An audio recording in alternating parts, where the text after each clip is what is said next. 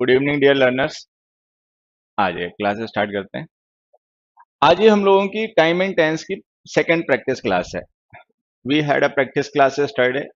We discussed some very important questions. We understood the logics and the concepts. और आज हम उसके आगे बढ़ते हैं और आज से हमारी क्लास स्टार्ट होगी class second on time and tense.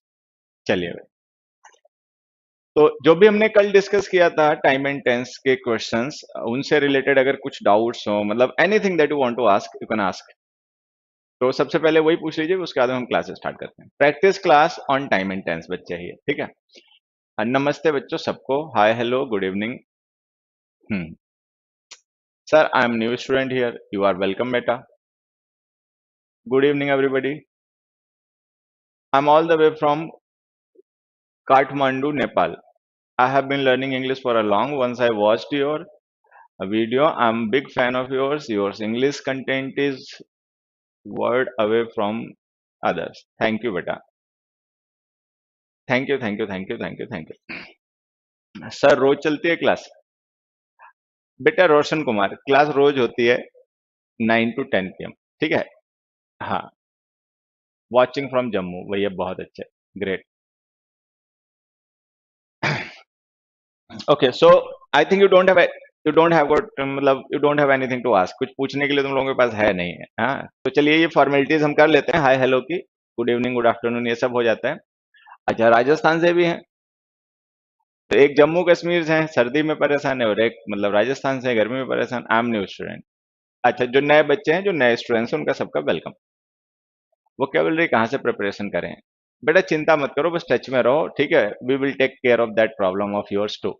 मतलब ये जो तुम्हारी समस्या है वोकेब की, इसका भी ध्यान रखा जाएगा, ठीक है। हाँ, आपके हितों का मतलब ध्यान रखा जाएगा, you need not be worried. New student, भाई जो भी नए स्टूडेंट्स हैं उनका सबका welcome. I am from Aligarh, फलाना ढिमकाना, वेरी गुड भाई, आ जाइए। तो हम लोग बात भी करते रहेंगे और साथ ही साथ में क्वेश्चंस भी डिस्कस करने हैं, मतलब इंपॉर्टेंट क्वेश्चंस हैं, बात करना ज्यादा इंपॉर्टेंट नहीं है। देखिए, फिर से एक बार मैं आपको बता देता हूँ, ये जो हम क्वेश्चंस डिस्कस कर रहे हैं बच्चों, ये हमारे टेंस कॉन्सेप्ट पे, मतलब जो टेंस चैप्टर होता है, टेंस चैप्टर के कॉन्सेप्ट पे बेस्ड क्वेश्चंस हैं जो हम लोग डिस्कस करेंगे, ठीक है। There is someone, Amit Sharma, who is very curious, or I think he is a bit surprised, and he has written example and he has used 3 question marks. Okay, तो उसमें आपको क्वेश्चन मार्क करने की जरूरत नहीं है बेटा, ये थोड़ा सा ऐसे ही है। Okay, let's start the questions. Whenever my elder brother feels bored, he is listening to English songs. So here is a question. आपको क्या करना है, ये बताना है कि इस क्वेश्चन का कौन सा पार्ट इनकरेक्ट है, उसमें क्या मिस्टेक है, उसको हम कैसे सही करें। Part A whenever my elder, ये इनकरेक्ट है।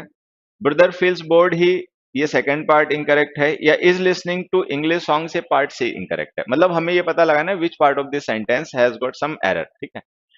नवादा बिहार से, वाह भाई बहुत अच्छे।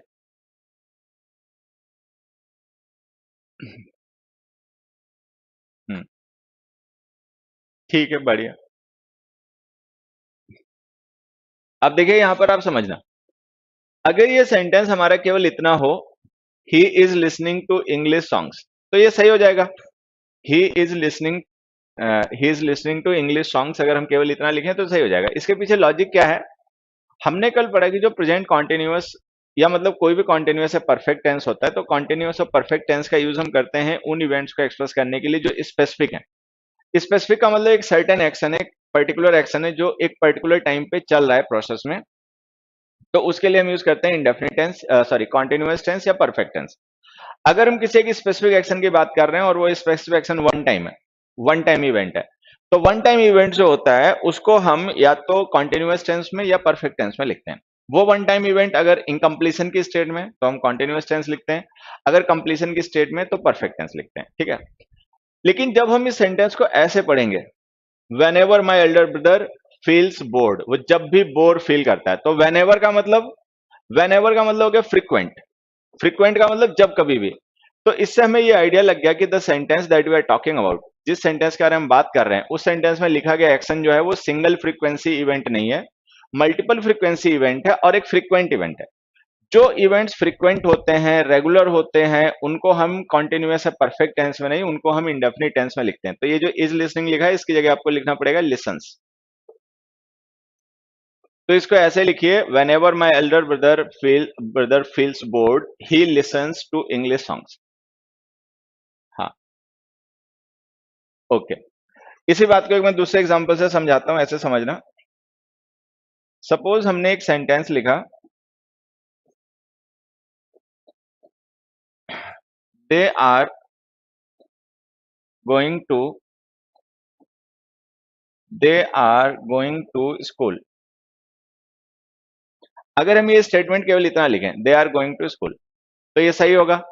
दे आर गोइंग टू स्कूल का मतलब क्या हो जाएगा? They are going to school का मतलब ये हो जाएगा कि एक सिंगल फ्रीक्वेंसी इवेंट है, जो उस समय जब हम उसके बारे में बात कर रहे हैं वो इनकम्प्लीशन की स्टेट में, मतलब प्रोग्रेस में है, चल रहा है, चल रहा है, ठीक है। तो हमने कॉन्टिन्यूअस टेंस लिख दिया। लेकिन अगर हम यहीं पे लिख दें daily, they are going to school daily, तो ये जो आर गोइंग हमने लिखा है, ये कॉन्टिन्यूअस टेंस आपका गलत हो जाएगा, क्योंकि जैसे आप डेली लिखोगे तो उससे ही पता चल जाएगा कि ये जो एक्शन आपने लिखा है ये फ्रीक्वेंट एक्शन है, रेगुलर एक्शन है, ये वन टाइम इवेंट नहीं है। अब अगर ये वन टाइम इवेंट नहीं है तो आप इसको कॉन्टिन्यूअस टेंस में मत लिखिए, ठीक है, इसको आप लिखिए इंडेफिनिट टेंस में। गो। वही आपका यहाँ पर है। अगर सेंटेंस केवल इतना लिखा होता है, he is listening to English songs, तो ये सही हो जाता है कॉन्टिन्यूअस टेंस। लेकिन हमने लिख दिया when ever my elder brother feels board, कि जब भी मेरा एल्डर ब्रदर जो है वो बोर फील करता है। तो इसका मतलब ये उसकी हैबिट है, ये रेगुलर एक्शन है, ये फ्रीक्वेंट एक्शन है, और ये वन टाइम एक्शन नहीं है। क्योंकि ये वन टाइम इवेंट नहीं है तो इसको आप कॉन्टिन्यूअस टेंस में ना लिखें, ठीक है। चलिए नेक्स्ट क्वेश्चन पे आते हैं। नेक्स्ट क्वेश्चन है, our country has been faced with several challenges since a few years. अब मुझे नहीं लगता कि आज आपको इससे इजी कोई दूसरा क्वेश्चन मिलेगा, मतलब it is the easiest one, ये आज का सबसे आसान क्वेश्चन है, और इससे आसान क्वेश्चन आज तो आपको मिलेगा नहीं। आज जो भी हम क्वेश्चन डिस्कस करेंगे उसमें जो भी क्वेश्चंस होंगे वो इससे टफ ही होंगे, इजी तो नहीं होंगे। तो इसका आंसर तो बताइए सारे लोग। हम्म, इसका आंसर तो अपने आप ही बताइए। Our country has been faced with several challenges since a few years. That's quite easy, ये बहुत आसान है।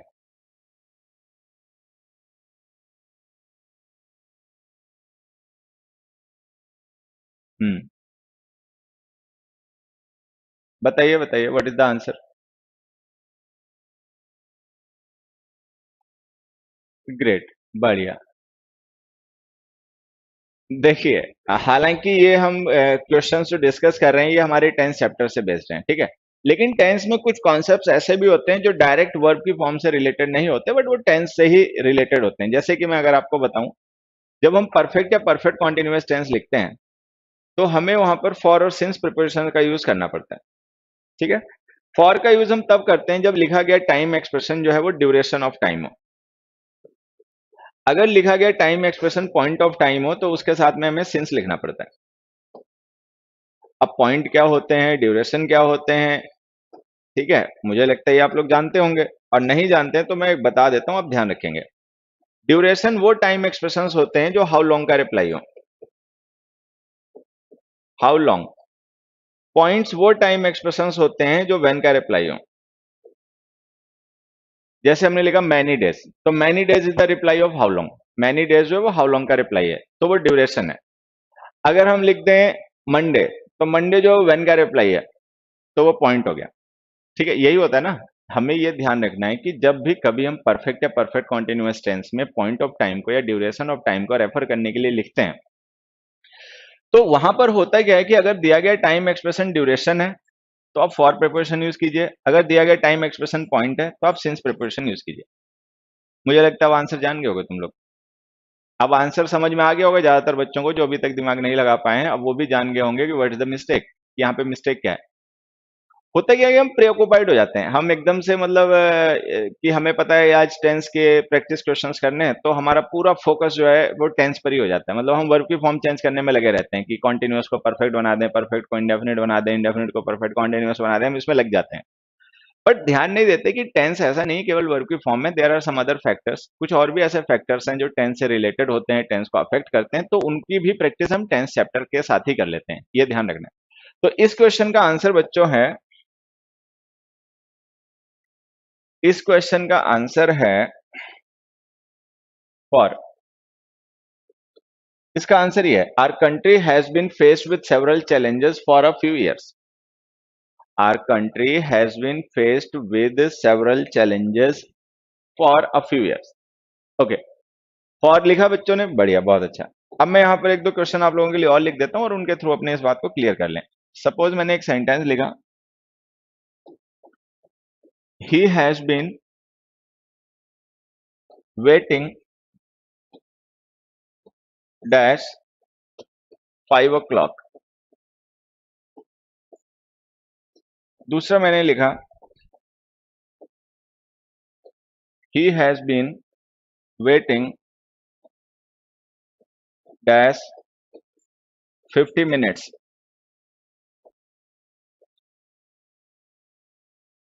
एक मैं अभी आपको कॉन्सेप्ट समझाऊंगा, फॉर और सिंस का, बड़ा इंपॉर्टेंट कॉन्सेप्ट है, ठीक है, लेकिन उससे पहले एक बार ये छोटी सी बात समझ लें।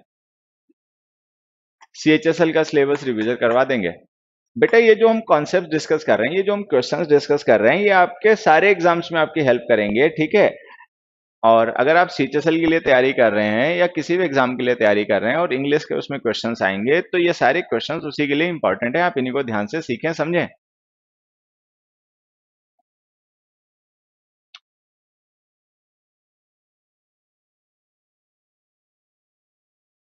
बिल्कुल बच्चे, बिल्कुल। हम्म, बिल्कुल। हाँ, ये सीएचएसएल के लिए आपके जिस भी एग्जाम की आप तैयारी कर रहे हैं, देखिए मैं आपको एक ही बात बहुत बार बतानी पड़ती है यूट्यूब पर, आप इंग्लिश एक ही होती है भाई। इंग्लिश एग्जाम के हिसाब से अलग अलग नहीं होती है, ठीक है। एग्जाम के पैटर्न्स अलग अलग होते हैं, आप इंग्लिश सीखने पे ध्यान दो, ठीक है।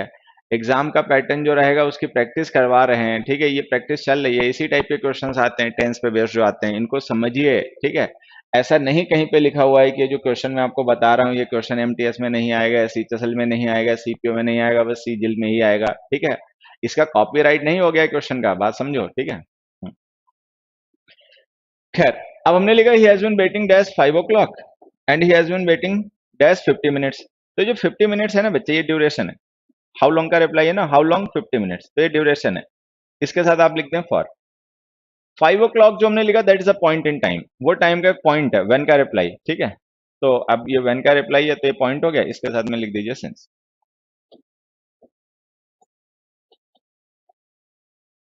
यहां तक तो आसान है सब कुछ। चलिए, नौ, एक मिनट।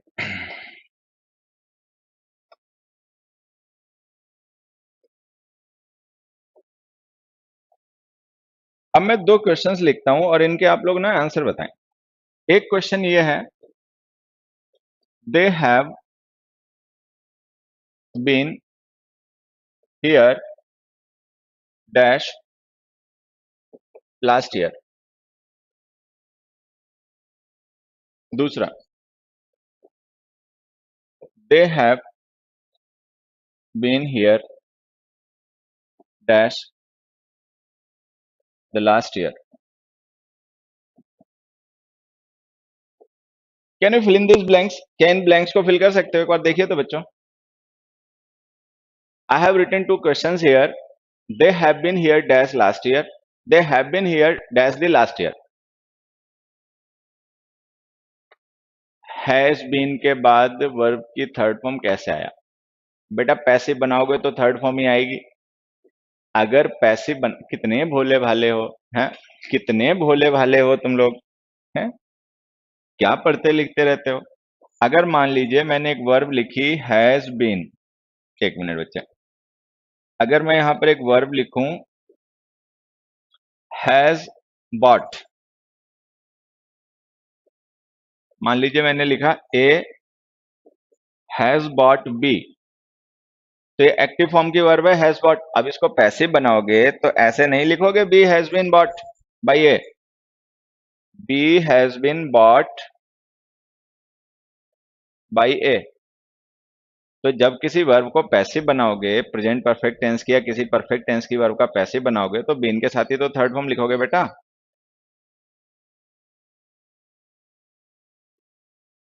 चलिए खैर, वो क्वेश्चन के आंसर बताइए। They have been here dash last year and they have been here dash the last year.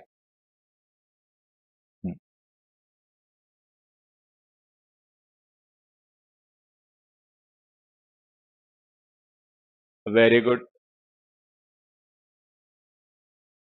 Everyone who is live at the moment has to comment the answers. जो भी बच्चे समय live है सबको comment करना है। Okay, अच्छी बात है, ज्यादातर बच्चे सही आंसर बता रहे हैं।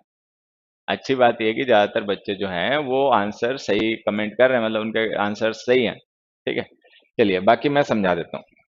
ये जो क्वेश्चन हमने यहाँ पे लिखा ना बेटा, इसको देखो कैसे समझना है, इस पे ध्यान देना। ये जो हमने लास्ट ईयर लिखा है और द लास्ट ईयर लिखा है, इन दोनों का डिफरेंस समझना सबसे पहले। लास्ट ईयर और द लास्ट ईयर में डिफरेंस क्या है? लास्ट ईयर जो है ना, ये टाइम का एक पॉइंट है। जैसे अभी हम देखें तो हमारा ईयर चल रहा है 2021, तो अगर हम लास्ट ईयर कहेंगे तो लास्ट ईयर का मतलब हो जाएगा 2020। तो 2020 is a point with relation to 2021। 2021 के रेस्पेक्ट में 2020 जो है वो एक पॉइंट है। अच्छा, अगर हम द लास्ट ईयर लिखेंगे तो द लास्ट ईयर का मतलब हो जाएगा the previous 365 days.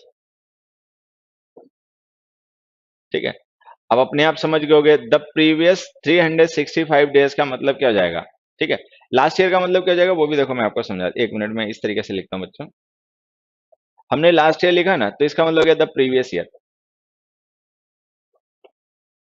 The previous year, the previous year का मतलब क्या हो गया, द प्रीवियस ईयर का मतलब हो गया 1 जनवरी टू 31 दिसंबर 2020।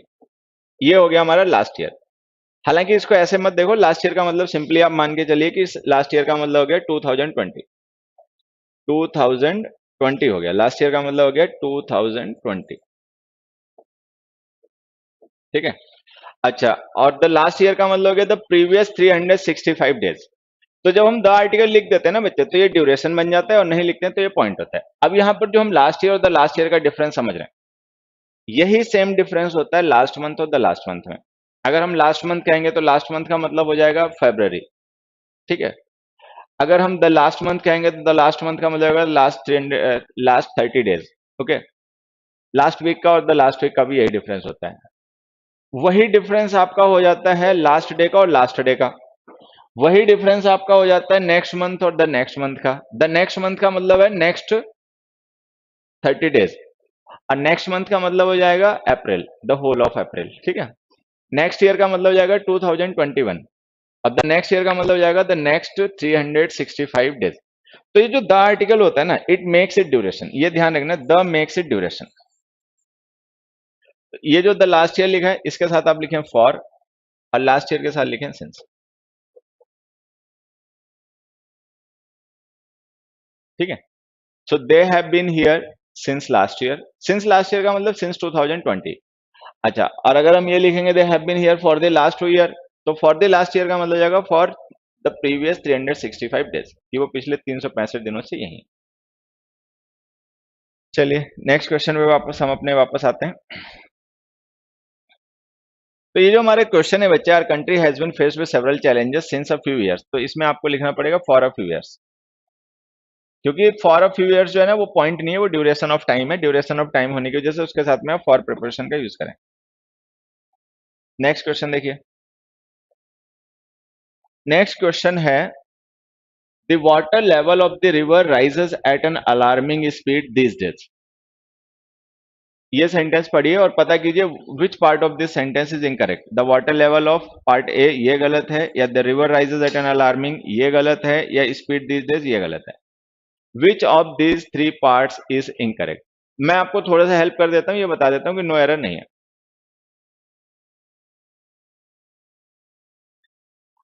वो देखो एक बच्चा कमेंट कर रहा है, सर एक बार जोर से बोल दीजिए, पागल हो तुम लोग। बेटा ये ऑनलाइन में नहीं बोला जाता, ये बातें यूट्यूब पे नहीं बोली जाती है, ऑफलाइन में ठीक है।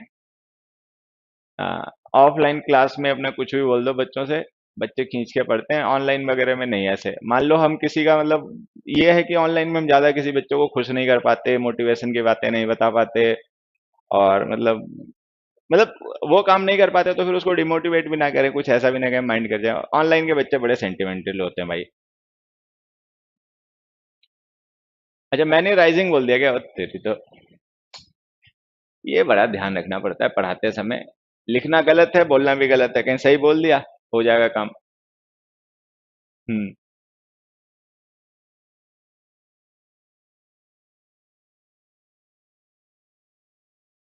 बिल्कुल बिल्कुल बिल्कुल बिल्कुल। चलिए, खैर इसका आंसर देखिए क्या है। ये जो हमने दिस डेज लिखा है, दिस डेज का मतलब है टेम्पररी, टेम्पररी एक्शन। ये एक्शन, एक मिनट क्या बन गया ये, दिस डेज का मतलब हो गया बच्चे टेम्पररी। ये जो एक्शन है जिसके बारे में हम बात कर रहे हैं, ये एक्शन टेम्पररी है। ठीक है, ना ये हमेशा होता रहा है, ना ये हमेशा होता रहेगा। एक छोटा सा पॉइंट आपको याद दिलाता हूं, ध्यान रखना। ठीक है, ये असल में छोटे छोटे पॉइंट्स होते हैं, नहीं पता नहीं हमारे बच्चों के दिमाग में बैठते क्यों नहीं। जबकि इंग्लिश जब समझ में आएगी तो इन्हीं से समझ में आएगी। अगर इन पॉइंट्स को आप नहीं सीखोगे, नहीं समझोगे, तो फिर आपको इंग्लिश हमेशा याद करके पढ़नी पड़ेगी। अगर ये छोटे छोटे पॉइंट्स होते हैं, देखिए मैं मानता हूं कि काफी ज्यादा पॉइंट्स हैं, काफी ज्यादा कॉन्सेप्ट्स होते हैं, वो आपको सीखने समझने पड़ते हैं, लेकिन इतने ज्यादा भी नहीं होते कि हम उनको सीख ना पाए।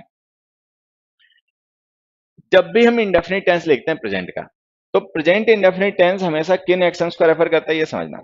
प्रेजेंट इंडेफिनिट टेंस जो होता है, कोई भी प्रेजेंट इंडेफिनिट टेंस जब आप लिखोगे किसी भी एक्शन को प्रेजेंट इंडेफिनिट टेंस में, तो प्रेजेंट इंडेफिनिट टेंस जो होता है वो उन एक्शंस के लिए यूज किया जाता है जो या तो फ्रीक्वेंट है, फ्रीक्वेंट का मतलब जो बार बार होते हैं, जिनमें रिपीटेशन होता है, या फिर जो परमानेंट है।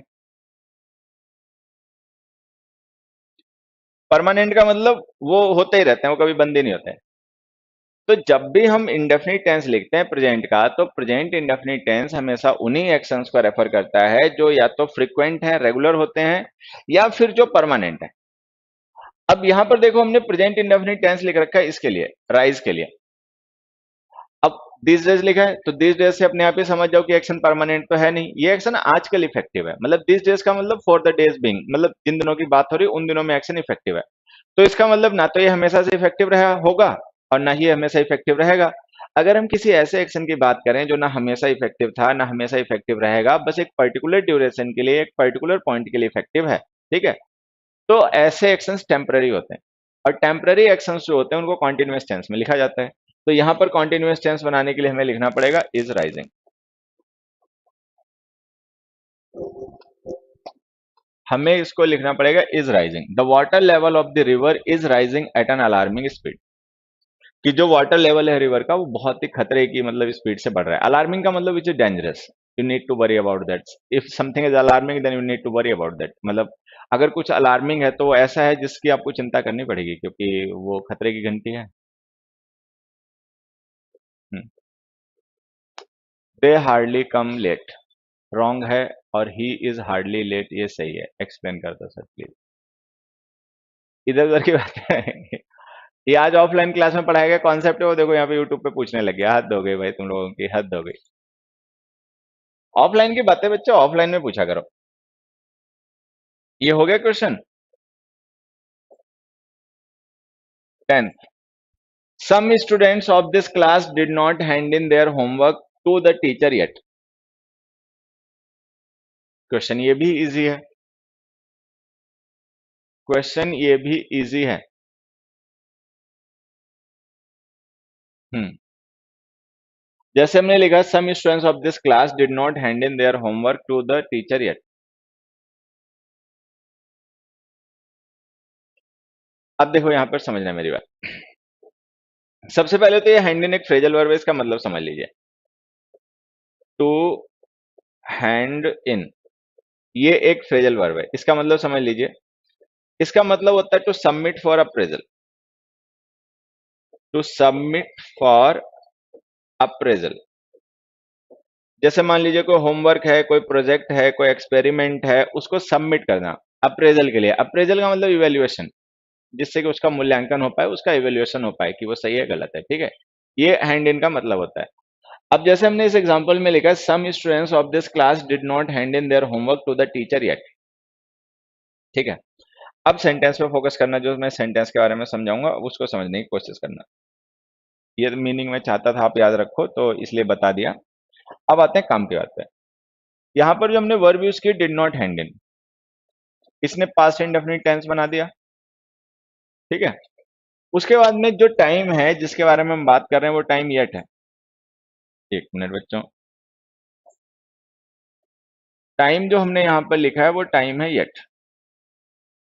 कोई बच्चा येट का मीनिंग बताएगा? कोई भी बच्चा एक बार येट वर्ड का मीनिंग बताए। What is the meaning of the word yet? Yet को जब हम यूज करते हैं टाइम को रेफर करने के लिए तो इसका मतलब क्या होता है? कोई भी बताए।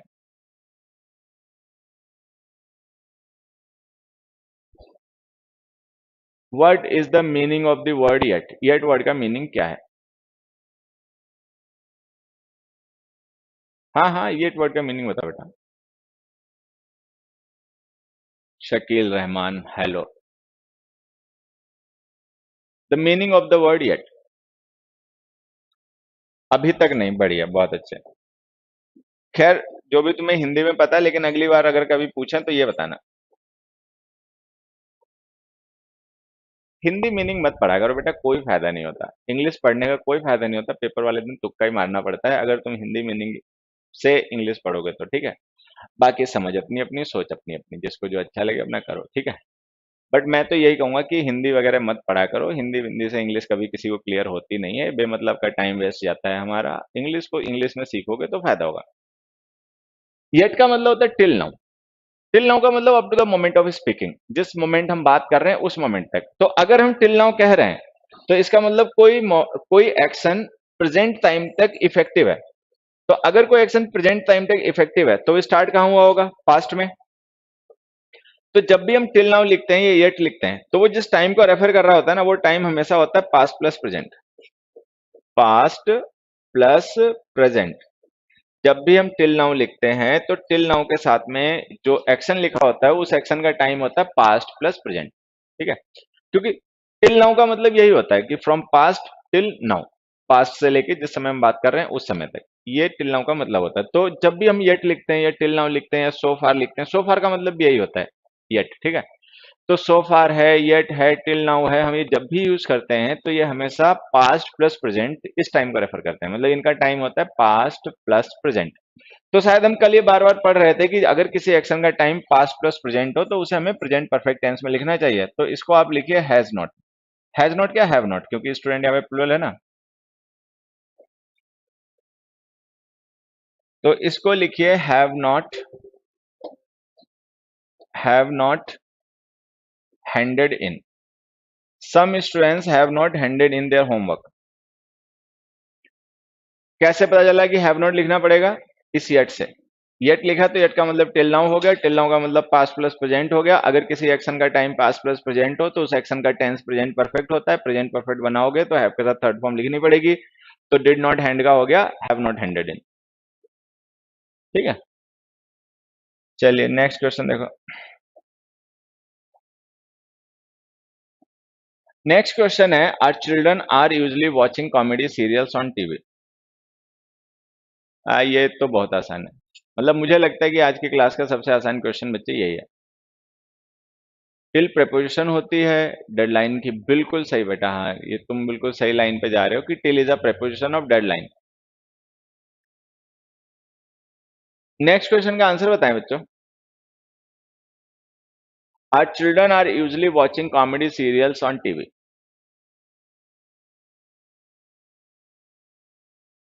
देखो, अगर इस सेंटेंस में यूजली ना लिखा हो, अगर मान लीजिए इस सेंटेंस में यूजली ये नहीं लिखा हो, जो लिखा हुआ है अगर ये नहीं लिखा हो हम ये मान लेते हैं, ठीक है। तो ये सेंटेंस सही है। Our children are watching comedy serials on TV, ये सही हो जाएगा। क्यों सही हो जाएगा? क्योंकि तब हम इसको एक पर्टिकुलर इवेंट मान लेंगे। हम ये मान लेंगे एक पर्टिकुलर इवेंट है, एक स्पेसिफिक इवेंट है जो उस समय जब हम उसकी बात कर रहे हैं प्रोसेस में चल रहा है, मतलब बच्चे टीवी देख रहे हैं, एक पर्टिकुलर इवेंट है। तो जो पर्टिकुलर इवेंट होते हैं, स्पेसिफिक इवेंट्स होते हैं, वन टाइम इवेंट्स होते हैं, हम उनको कॉन्टिन्यूअस या परफेक्ट टेंस में लिखते हैं, ठीक है। लेकिन लेकिन लेकिन लेकिन लेकिन दिक्कत यहाँ पर है कि यूजली लिखा हुआ है। हमने तो मान लिया था ना यूजली ना लिखा हो, लेकिन यहाँ तो यूजली लिखा हुआ है। अब देखिए, ये जो हमने टेंस लिखा है आर वॉचिंग, वर्ब की फॉर्म टेंस होती है। तो ये टेंस है प्रेजेंट कॉन्टिन्यूअस। यूजली जो हमने लिखा है वो हमने लिखा है टाइम। अगर हम टाइम यूजली लिख रहे हैं किसी भी एक्शन के लिए तो इसका मतलब वो जो एक्शन है जिसके बारे में हम बात कर रहे हैं वो एक फ्रीक्वेंट एक्शन है, रेगुलर एक्शन है, यूजुअल होने वाला एक्शन है, कोई डेफिनेट एक्शन नहीं है। ठीक है, अगर ये एक्शन डेफिनेट नहीं है तो इसका कॉन्टिन्यूअस टेंस जो हमने लिखा वो गलत है। ठीक है, एक बात अगर तुम लोग जानते हो पहले से, पता होनी चाहिए, मान लो अगर किसी वजह से नहीं पता है तो मैं बता देता हूं। परफेक्ट एंड कॉन्टिन्यूअस टेंसेस,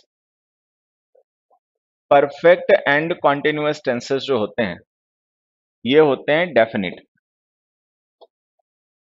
मान लो कोई डेफिनेट एक्शन है, ठीक है, तो उसको हम लिखते हैं परफेक्ट या परफेक्ट कॉन्टिन्यूअस टेंस में। अच्छा, जो एक्शन परफेक्ट या कॉन्टिन्यूअस ना हो, ठीक है, वो होते हैं इंडेफिनिट। तो ये हमेशा ध्यान देना है कि कोई भी, जैसे हम पढ़ते हैं प्रेजेंट इंडेफिनिट, तो उसको हम इंडेफिनिट क्यों कहते हैं? देखो, आप एक चीज तो मान के चलिए कि ये जो इंडेफिनिट हम टर्म यूज करते हैं ये इन प्लस डेफिनिट होता है।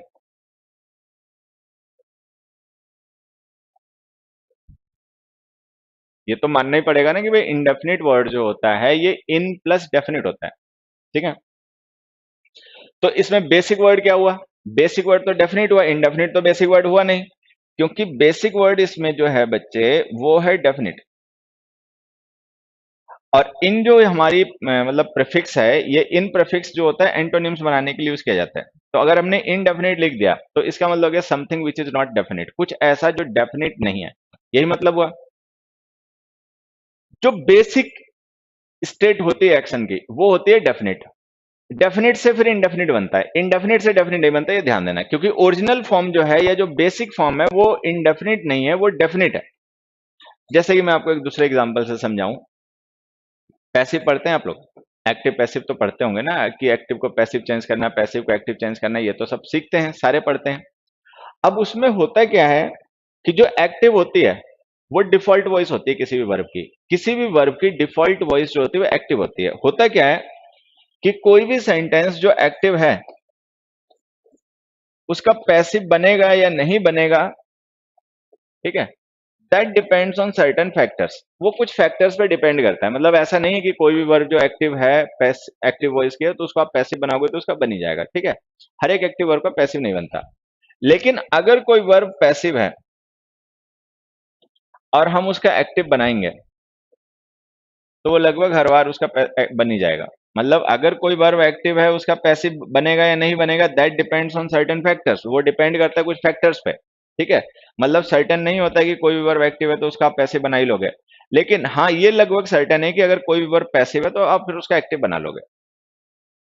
कोई भी वर्ब अगर एक्टिव है तो उसका पैसिव बनेगा या नहीं बनेगा, दैट डिपेंड्स, वो डिपेंड करता है सिचुएशंस पे, कई फैक्टर्स होते हैं उन पे डिपेंड करता है।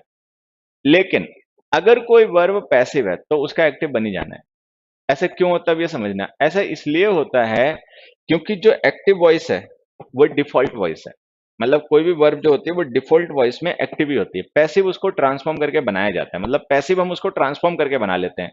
तो अगर हमने एक्टिव से, अगर कोई वर्ब पैसिव वॉइस में लिखी है तो इसका मतलब इसकी ओरिजिनल वॉइस रही होगी एक्टिव, एक्टिव से चेंज करके पैसिव बनाया गया है। तो अगर एक्टिव से चेंज करके आपने पैसिव बनाया है तो पैसिव से चेंज करके फिर उसका एक्टिव भी बन जाएगा, रिवर्स भी हो जाएगा। तो ध्यान ये रखना है कि वॉइस में जो एक्टिव वॉइस होती है वो डिफॉल्ट वॉइस होती है। उसी तरीके से मैं ये समझाने की कोशिश कर रहा हूं तुम लोगों को, जो डेफिनेट इंडेफिनिट में डेफिनेट जो होता है वो बेसिक स्टेट होती है, इंडेफिनिट जो होती है वो बेसिक स्टेट नहीं होती है। किसी भी एक्शन की बेसिक स्टेट डेफिनिट होती है। जो एक्शन डेफिनिट स्टेट में होते हैं वो एक्चुअली क्या होते हैं, सिंगल इवेंट होते हैं, सिंगल इवेंट। अब मान लीजिए कोई सिंगल इवेंट प्रोसेस में है, चल रहा है, ठीक है, तो हम उसको कॉन्टिन्यूअस टेंस में लिख देंगे। अगर कोई सिंगल इवेंट जो है, डेफिनेट एक्शन जो है वो कंप्लीट हो चुका है, मतलब उसकी प्रोसेस कंप्लीट हो गई है, तो हम उसको परफेक्ट टेंस में लिख देंगे। फिर आता है उन एक्शंस का नंबर जो डेफिनेट नहीं है, जो डेफिनेट है ही नहीं, मतलब वो जनरल है, फ्रीक्वेंट है, रेगुलर है, ठीक है, हम उनके लिए यूज करते हैं इंडेफिनिट टेंस। तो इंडेफिनिट जो है वो बेसिक नहीं है, वो ट्रांसफॉर्म्ड है। ठीक है, वो मतलब एक तरीके से डेरिवेशन है। डेफिनिट ओरिजिनल वर्ड होता है, डेफिनिट ओरिजिनल वर्ड होता है, इंडेफिनिट उसका डेरिवेशन है। तो डेफिनिट स्टेट जो होती है ना वो परफेक्ट और कॉन्टिन्यूअस होती है। इंडेफिनिट वो होता है जो परफेक्ट भी नहीं है, कॉन्टिन्यूअस भी नहीं है, फिर वो इंडेफिनिट हो जाता है, ये ध्यान रखना। खैर, पता नहीं बातें समझ में आई कि नहीं है, लेकिन मैंने बोल तो दी। तो यहाँ पे कहानी है कि अगर ये यूजली ना लिखा हो, अगर ये यूजली नहीं लिखा हो तो ये सही है, हम मान लेंगे भाई वन टाइम इवेंट है, सिंगल इवेंट है, उस समय जब हम उसकी बात कर रहे हैं, चल रहा है, और हमने कॉन्टिन्यूअस टेंस लिख दिया, children are watching comedy serial on TV. ठीक है, लेकिन जब आप यूजली लिखोगे तो यूजली से ये पता चल जाएगा कि ये एक्शन कोई डेफिनेट एक्शन नहीं है, ये तो एक यूजुअल एक्शन है, रेगुलर एक्शन है, फ्रीक्वेंट एक्शन है, ये कोई डेफिनेट एक्शन नहीं है। तो अगर ये डेफिनेट एक्शन नहीं है तो आप कॉन्टिन्यूअस टेंस नहीं लिख पाओगे। अगर कॉन्टिन्यूअस टेंस नहीं लिख पाओगे तो इंडेफिनिट टेंस लिखो, इंडेफिनिट टेंस लिखोगे तो यहाँ पे हो जाएगा वॉच। तो हमें लिखना पड़ेगा our children usually watch comedy serials on TV. Like intransitive verbs, हाँ बिल्कुल बच्चे, इंट्रांसिटिव वर्ब्स के पैसिव नहीं होते हैं, काफी वर्ब्स पैसिव, मतलब काफी वर्ब ट्रांसिटिव भी होते हैं जिनके पैसिव नहीं होते हैं। ठीक है, पैसिव काफी वर्ब ट्रांसिटिव भी होती हैं बच्चे जिनके पैसिव नहीं होते हैं। नेक्स्ट क्वेश्चन देखिए, the government announce some good schemes for farmers in the last 6 months। Read this sentence and try to find out the mistake. Definite state क्या होता है सर? अरे भैया प्रैक्टिस करवा लें या पढ़ा लें, डेफिनेट स्टेट क्या होता है। चलो तुम ऑनलाइन वालों के साथ ना हमें यही दिक्कत हो जाती है कि तुम लोगों को क्वेश्चन आंसर बहुत पता होते हैं, कॉन्सेप्ट्स में बहुत कमजोर रह जाते हो। कॉन्सेप्ट जीरो नहीं पता होते हैं, क्वेश्चन आंसर बहुत प्रैक्टिस कर रखे होते हैं। बता देंगे फिर किसी दिन, एक दिन टेंस का लेक्चर ही रखेंगे तो बता देंगे बच्चे, ठीक है। अभी तुम लोग इस क्वेश्चन का आंसर बता दो भाई। The government announced some good schemes for farmers in the last 6 months।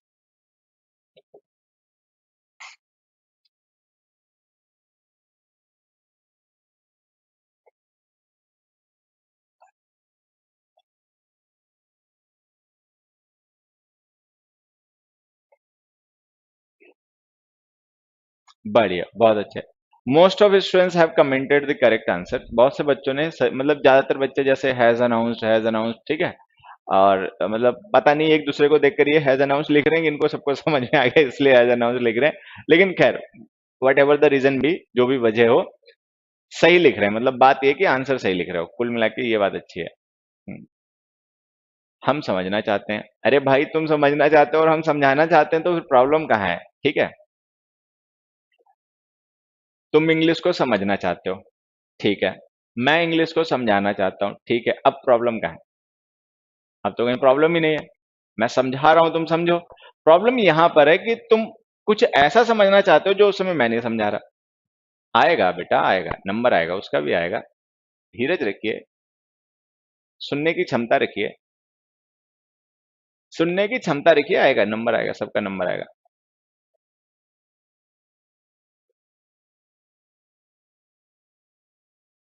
Hmm, question का आंसर बता दो बाकी। हाँ, हैज अनाउंस्ड, बढ़िया। Time decides the tense, that's the fact. Time decides the tense. भाई टाइम डिसाइड करता है टेंस को, कि आप कौन सा टेंस यूज करोगे, आपका टाइम डिसाइड करेगा। मतलब आपका टाइम नहीं, जो सेंटेंस में लिखा गया टाइम है वो। अरे एक चीज तुम लोगों ने नहीं बताई, मैंने पूछी भी नहीं। ये जो पीपीटी का कलर हमने डिजाइन बनाया है, मतलब हमने का मतलब इस बार तो मैंने ही बनाया है अपने आप ही, ठीक है। मैंने ही सोचा कि शायद ऐसी पीपीटी देखने में थोड़ी सी फोन पे अच्छी लगेगी। तो एक बार जल्दी से ये बताओ कमेंट करके कि ये जो पीपीटी बनाई है, इसका जो कलर स्कीम है, इसका जो डिजाइन है, ये अच्छा है? मतलब सूदिंग टू आईज है कि नहीं है, बस ये बताओ।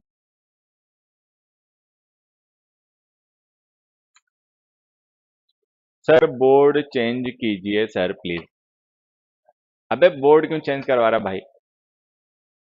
बोर्ड तो सही है, बोर्ड में प्रॉब्लम नहीं है। बोर्ड में तो आप जैसा चाहे डिजाइन बना लो, जैसा चाहे कलर स्कीम रख लो। मतलब the problem is not with the board, the problem is with the colours, ठीक है।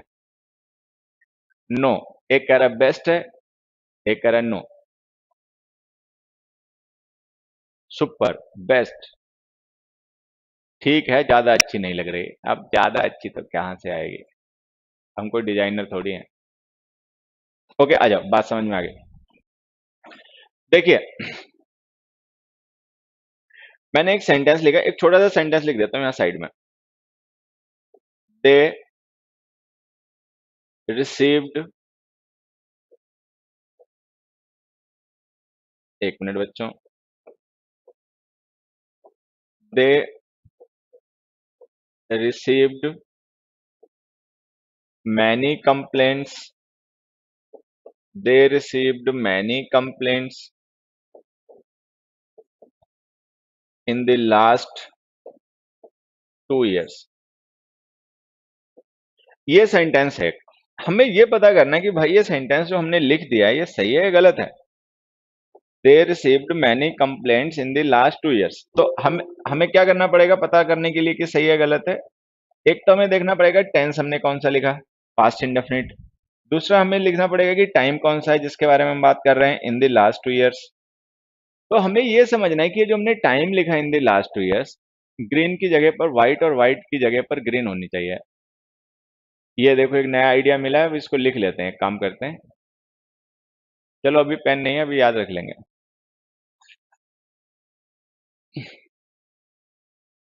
अच्छा, बैकग्राउंड व्हाइट कलर का कर लें। अच्छा, मुझे भी थोड़ा सा ऐसे ही लगता है कि व्हाइट कलर कर लेना ज्यादा अच्छा रहेगा। ओके, इस पे हम सोचेंगे।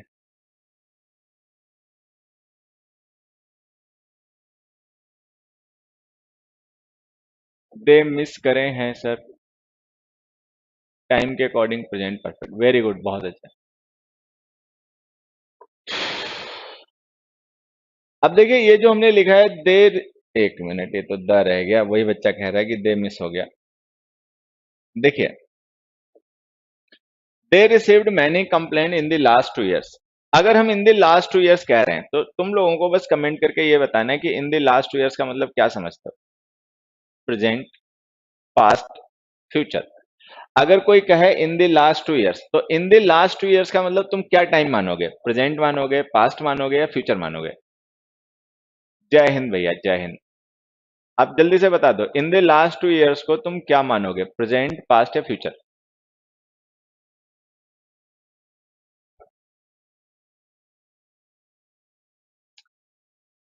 ओके, ढीठ बन रहे हो। चलो मैं बताता हूं, देखो हमारा प्रेजेंट ईयर हो गया 2021, ये प्रेजेंट ईयर हो गया। 2022 नेक्स्ट ईयर हो गया। 2023 नेक्स्ट टू नेक्स्ट ईयर हो गया। 2020 प्रीवियस ईयर हो गया। 2019 प्रीवियस टू प्रीवियस ईयर हो गया। ठीक है, ये एक सीक्वेंस हो गया ईयर्स का, जैसे हमने लिखा ना इन द लास्ट 2 years, तो ये ईयर्स देखो कैसे हैं, ये 2019 है, ये 2020 है, 2021 है, ये 2022 है, 2023 है। ये हमारे ईयर्स हो गए, यही हो गया ना बच्चे। हाँ, अब उसके बाद समझो एक दूसरी कहानी, जब हमें ये पता चल गया ये ईयर्स हो गए, तो हम क्या करते हैं, इन ईयर्स को ड्यूरेशन में कैटेगराइज कर देते हैं, क्योंकि द लास्ट 2 years है ना, ड्यूरेशन है। अब द लास्ट 2 years है, ये कौन सी ड्यूरेशन है मुझे बताना। द लास्ट 2 years ये ड्यूरेशन है ए, या ये ड्यूरेशन है बी, या ये ड्यूरेशन है सी, या ये ड्यूरेशन है डी। चलो बताओ, इन द लास्ट 2 years जो है वो कौन सी ड्यूरेशन है। इन द लास्ट 2 years कौन सी ड्यूरेशन है, 2021 टू 2020 ये, ठीक है, या 2020 टू 2019 ये बी, या 2021 टू 2022 सी ये, या 2022 टू 2023 डी ये। इन द लास्ट 2 years का मतलब क्या है, which duration, A B C D. Comment fast. B, B बढ़िया, बहुत अच्छे। तभी तुम लोगों का कुछ इलाज नहीं हो पा रहा है, इसीलिए दैट्स द प्रॉब्लम, यही तो समस्या है।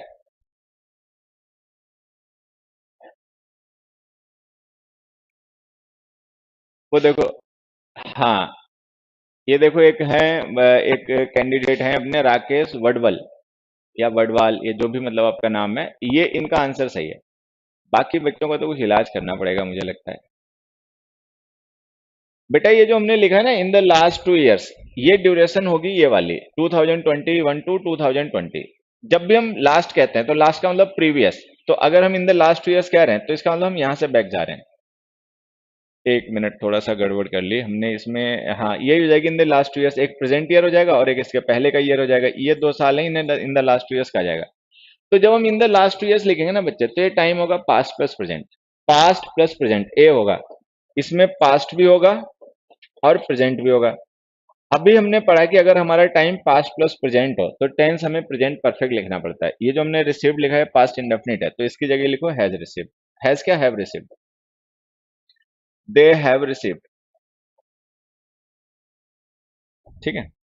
तो यहां पर ध्यान ये रखना कि अगर हमारे लिखे गए एक्शन का टाइम जो है वो पास्ट प्लस प्रेजेंट हो तो हम उसको प्रेजेंट परफेक्ट टेंस में लिखेंगे, ये पॉइंट है।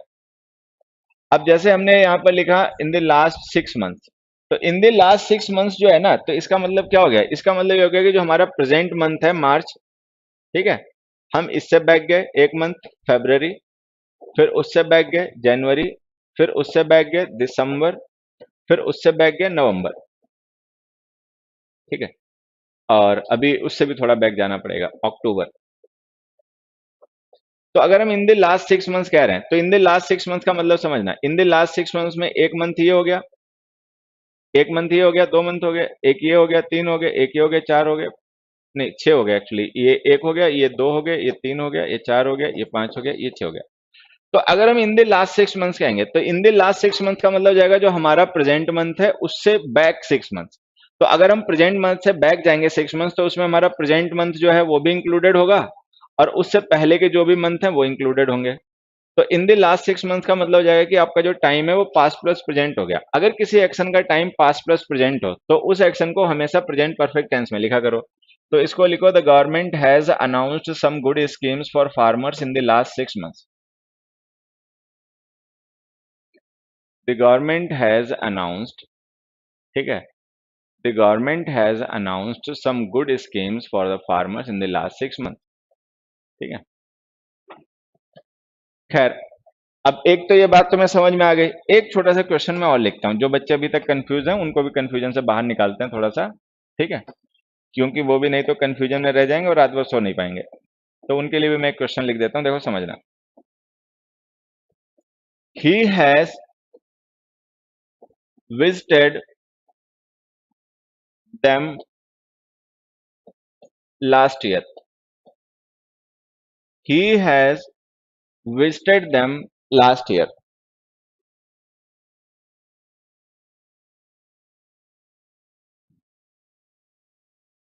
बताओ बेटा। He has visited them, he has visited them last month.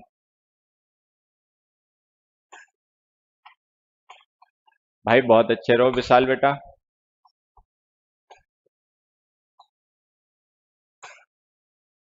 आ जाओ इस क्वेश्चन को देखो। He has visited them last year. अब देखो यहां पे ध्यान से समझना, हैज विजिटेड टेंस हो गया, प्रेजेंट परफेक्ट, और लास्ट ईयर टाइम हो गया।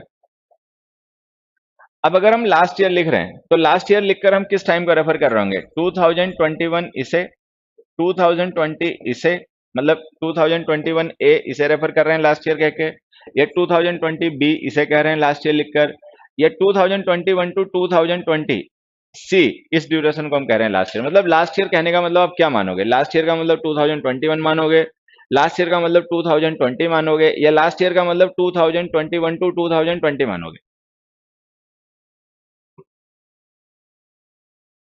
बताओ बताओ। ठीक है। अब हमें पता है कि लास्ट ईयर का मतलब होगा 2020 बी, लास्ट ईयर का मतलब होगा बी 2020। तो जो हम लास्ट ईयर लिख रहे हैं ना बच्चे, ये टाइम पास्ट है। अब अगर टाइम पास्ट है तो ये प्रेजेंट परफेक्ट टेंस गलत हो जाएगा, यहां पर आपको लिखना पड़ेगा past indefinite tense visited. He visited them last year.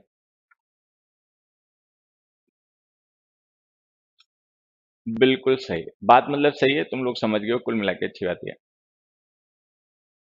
Hmm. Next question पे आते हैं अब हम लोग। नेक्स्ट क्वेश्चन ये है, this friend of yours has been very disciplined during his childhood. This friend of yours has been very disciplined during his childhood. I think it is मतलब ज्यादा आसान नहीं है लेकिन आसान तो है। बताइए answer. This friend of yours has been very disciplined during his childhood.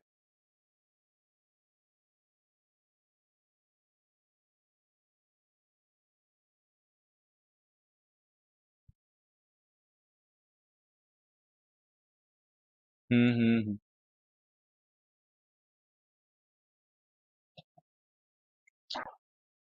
Okay, देखिए, जैसा कि तुम लोग जानते हो कि टाइम डिसाइड द टेंस, कि टाइम जो होता है वो टेंस को डिसाइड करता है, कि हमारे सेंटेंस का टेंस क्या होगा वो टाइम डिसाइड करता है। तो यहां पर हमने टेंस लिखा है present perfect, has been present perfect tense लिखा हुआ है, ठीक है। टाइम लिखा है ड्यूरिंग हिज चाइल्डहुड। अब अगर हम प्रेजेंट परफेक्ट टेंस लिख रहे हैं तो हम 10 बार ये बात पढ़ चुके हैं कल से, और 10 बार इस बात को कहा जा चुका है कि प्रेजेंट परफेक्ट टेंस जो होता है उसका टाइम होता है past plus present. Present perfect tense जो होता है उसका टाइम होता है past plus present, past plus present, ये प्रेजेंट परफेक्ट का टाइम होता है। अब यहां पर हमने टाइम लिखा ड्यूरिंग हिज चाइल्डहुड। अब ये देखो ड्यूरिंग हिज चाइल्डहुड को आप क्या टाइम मानोगे, पास्ट मानोगे या पास्ट प्लस प्रेजेंट मानोगे? बच्चे, ये जो हमने टाइम लिखा ना ड्यूरिंग हिज चाइल्डहुड, हमें ये पता करना है कि ड्यूरिंग हिज चाइल्डहुड जो है,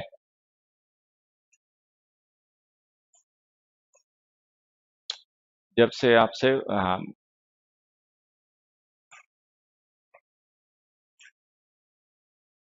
बताओ बेटा, ड्यूरिंग हिज चाइल्डहुड को हम क्या टाइम माने, पास्ट माने, प्रेजेंट माने, या पास्ट प्लस प्रेजेंट माने? जल्दी, क्विकली। ड्यूरिंग हिज चाइल्डहुड को हम क्या माने, प्रेजेंट माने, पास्ट माने, या पास्ट प्लस प्रेजेंट माने? कायदे से इसको हमें मानना पड़ेगा पास्ट, क्योंकि जिसके बारे में बात कही जा रही है ना वो पर्सन इस समय जब उसके बारे में बात कही जा रही है चाइल्ड नहीं होगा, वो चाइल्डहुड से आगे मूव कर गया होगा, ठीक है, यंग एज में होगा या ओल्ड एज में होगा। तो ये जो ड्यूरिंग ए चाइल्डहुड हमने लिखा ना बच्चे टाइम, ये टाइम पास्ट है। अगर ये टाइम पास्ट है तो ये जो टेंस हमने लिखा ना प्रेजेंट परफेक्ट, ये गलत हो गया बच्चे, इसको पास्ट इंडेफिनिट टेंस बना के लिखो वॉज। इसको लिखो this friend of yours was very disciplined during a childhood, कि तुम्हारा ये दोस्त अपने चाइल्डहुड में बहुत डिसिप्लिन्ड था, बट इसका मतलब अब नहीं है। पेपर आ चुका बेटा एनडीए का, बढ़िया, मेरी तरफ से बेस्ट ऑफ लक। हाँ, पास्ट ही मानना पड़ेगा, ड्यूरिंग हिज चाइल्डहुड जो है ना actually that is the past, वो पास्ट है, ठीक है। पास्ट होने की वजह से हमें टेंस लिखना पड़ेगा past indefinite. Present perfect tense तभी लिखा करो जो टाइम पास्ट प्लस प्रेजेंट हो, क्योंकि टाइम पास्ट प्लस प्रेजेंट है नहीं, इसलिए हमारा प्रेजेंट परफेक्ट टेंस हो गया गलत। Next question, our neighbour's dog slept when the thieves broke into their house. ये बहुत अच्छा कॉन्सेप्ट है, और 1 मिनट में, मतलब 1 मिनट नहीं, 10-15 सेकंड आपको देता हूँ, 10-15 सेकंड में इसका आंसर अपने आप कीजिए एक बार। फंडामेंटल का वीडियो कब से ला रहे हो? ओहो, मैं तो भूल ही गया था, चलो याद दिलवा दिया।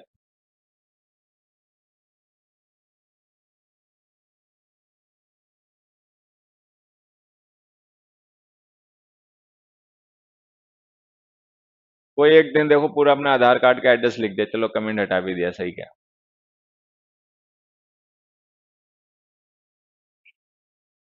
एक देखो यहाँ पर काफी अच्छा कमेंट है इस क्वेश्चन पर, और ये कमेंट क्या है, एक बच्चे ने, कैंडिडेट हैं अपने वीना नरवानी जी, इन्होंने कहा कि सिंस चाइल्डहुड लिख दें, सही हो जाएगा, ठीक है। ये मैं एक बार क्वेश्चन दोबारा लिखता हूं, मेरी एक बार बात ध्यान से सुनना, फिर से सुनना।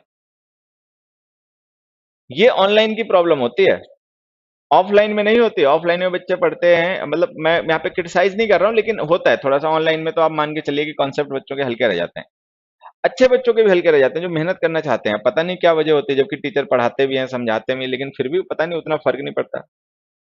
ये जो हमारा क्वेश्चन है, this friend of yours has been very discipline during his childhood, तो जो हम बच्चे इस समय पढ़ रहे हैं इनमें से एक अपने कैंडिडेट का आंसर ये है कि भाई ये जो हमारा सेंटेंस है, 1 मिनट बेटा, मेरा स्टेनोग्राफर का पेपर है भैया, तुम्हें भी बेस्ट ऑफ लक, ठीक है।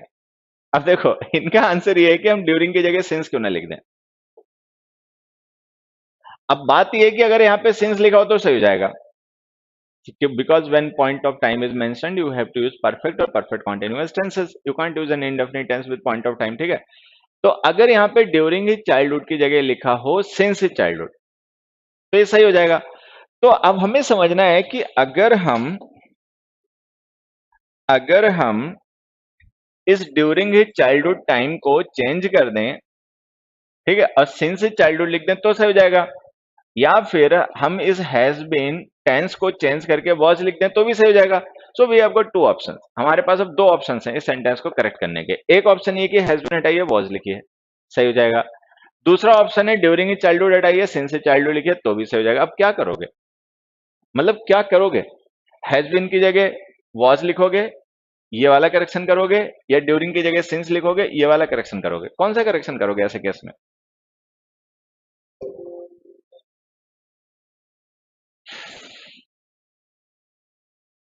नहीं, actually during doesn't mean past, during का मतलब पास्ट नहीं होता है। ठीक है, ड्यूरिंग तो प्रेपोजिशन ऑफ टाइम है, आप उसको फ्यूचर के टाइम के लिए, प्रेजेंट के टाइम के लिए, पास्ट के टाइम के लिए कहीं भी यूज कर सकते हो।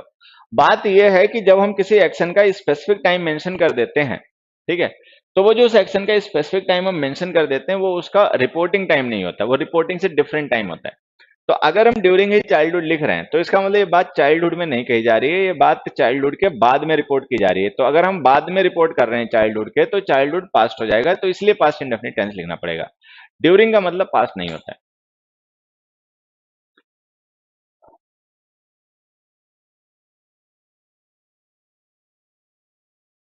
अब देखो यहां पर क्या है कि अब हमें पता है कि हमारे पास दो ऑप्शंस हैं, तो हम जानते हैं कि किसी भी एक सेंटेंस को अगर हम दो तरीके से सही कर सकते हैं तो हम बाद वाला करेक्शन कर देते हैं। बट मैं आपको दूसरी बात समझाना चाहता हूं। टाइम डिसाइड्स द टेंस, ये पहला की पॉइंट था जो कल हमने डिस्कस किया था, लेकिन हम इतनी देर में उसको भूल गए। Time decides the tense, time tense को डिसाइड करता है, टेंस टाइम को डिसाइड नहीं करता। मतलब टेंस के अकॉर्डिंग कभी भी अपने सेंटेंस में टाइम को चेंज मत किया करो, ऐसा मत किया करो।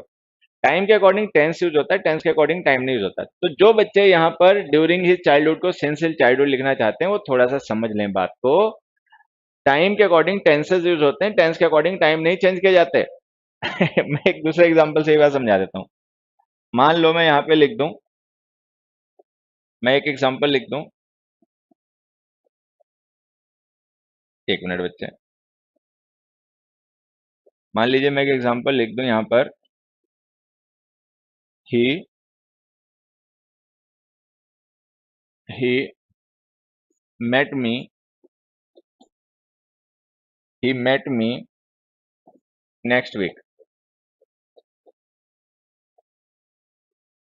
he met me next week लिख दिया।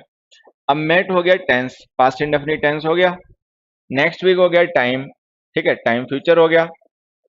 अब क्या करोगे तुम, नेक्स्ट वीक को लास्ट वीक कर दोगे या मेट को विल मीट कर दोगे?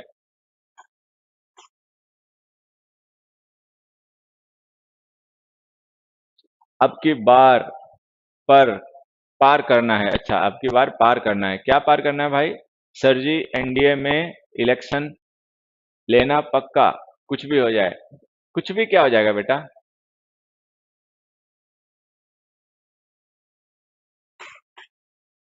बात समझ में आ गई मेरी जो मैं समझाना चाह रहा हूं इतनी देर से? टाइम डिसाइड द टेंस, तो ये जो टाइम है ना इसके अकॉर्डिंग टेंस को चेंज करो, टेंस के अकॉर्डिंग टाइम को चेंज नहीं किया जाता, ये हमेशा ध्यान देना। टाइम टेंस को डिसाइड करता है, टेंस टाइम को डिसाइड नहीं करता, तो इस मेट की जगह विल मेट लिखना पड़ेगा। ठीक है, तो ड्यूरिंग इज चाइल्डहुड को सिंस इज चाइल्डहुड मत करना, इस हैज बीन को वॉज कर लो। चलिए ये समझाने के चक्कर में आज का टाइम हो गया, टाइम इज अप। ठीक है, आज का टाइम हो गया पूरा। अब जो भी हम डिस्कस करेंगे वो कल करेंगे। थोड़ा सा ये है जैसे आप जो टेंस वगैरह आपने पढ़ा है या मान लीजिए आपके पास कोई बुक वगैरह है, उस बुक में ना एक थोड़ा सा टेंस के मतलब पढ़ लो, कोई बुक वगैरह है आपके पास में, चाहे कंपटीशन की बुक है या एकेडमिक्स की बुक है, उसमें टेंस चैप्टर के बार पढ़ लीजिए। जब आप एक बार पढ़ लोगे उसके बाद जब ये क्वेश्चन समझाऊंगा तो अच्छा समझ में आएंगे। बात ये है, ठीक है, थोड़ा सा पढ़ लो। विल मेट नहीं मीट लिखो बेटा। हम्म, चलिए तो आज के लिए बस स्टूडेंट्स इतना ही रखते हैं, फिर आप लोगों को मिलते हैं कल और नए क्वेश्चंस डिस्कस करेंगे टेंस के लिए, तब टेंस के नए क्वेश्चंस डिस्कस करेंगे। ठीक है, तो वॉच की जगह हैड बीन आ सकता है क्या? हैड बीन बेटा इसलिए नहीं आएगा क्योंकि जो टाइम लिखा है ना ड्यूरिंग हिज चाइल्डहुड, ये पास्ट है, पास्ट ऑफ पास्ट नहीं है। देखो मैं बताता हूँ क्या है, यहाँ पर है क्या बेटा, ये जो हमने ड्यूरिंग हिज चाइल्डहुड लिखा है ये टाइम पास्ट है। जब टाइम पास्ट होता है तो हमें टेंस लिखना पड़ता है पास्ट इंडेफिनिट, और जब टाइम पास्ट होता है तब हमें लिखना पड़ता है पास्ट परफेक्ट। अब चूंकि ड्यूरिंग इज चाइल्डहुड जो टाइम है वो पास्ट है, पास्ट ऑफ पास्ट तो है नहीं, तो हम पास्ट परफेक्ट टेंस नहीं पास्ट इंडेफिनिट टेंस लिखेंगे वॉज। ये हमारा आंसर है। क्लास कंटिन्यू रखना। बेटा कल कंटिन्यू रखेंगे, वो आज तो बस नमस्ते करना है। आज के लिए तो बस नमस्ते ही करना है, अब तो कल मिलेंगे फिर, ठीक है। तो okay dear students, thank you everybody, bye, good night.